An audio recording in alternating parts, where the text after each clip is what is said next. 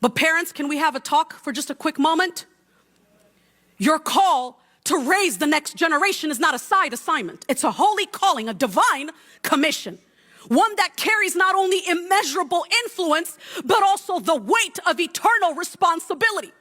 One day, you will be held accountable to God, not for how successful your children were by worldly standards, but for how faithfully you stewarded their spiritual formation, their character, and their God-given identity.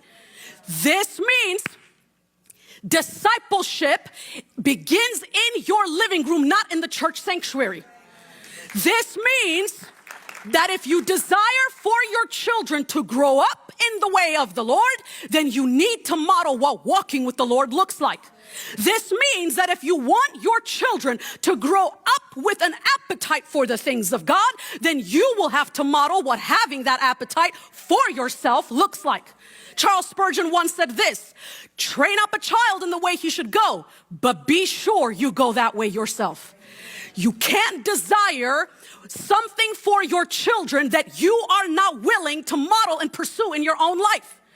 Your voice and the patterns of your life will shape their view of God long before any pastor does.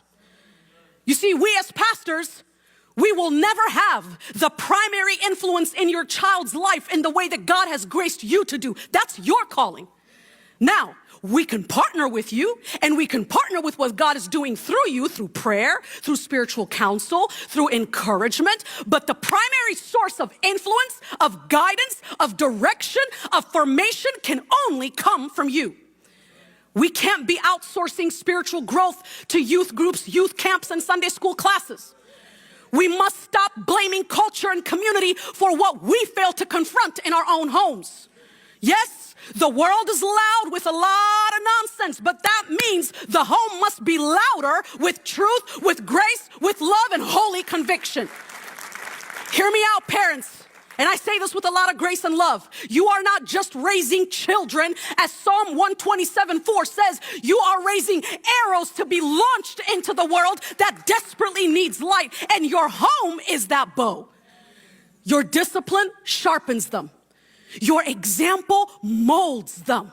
Your words and your prayers builds them up. And ultimately, your example will plant seeds that will outlive you.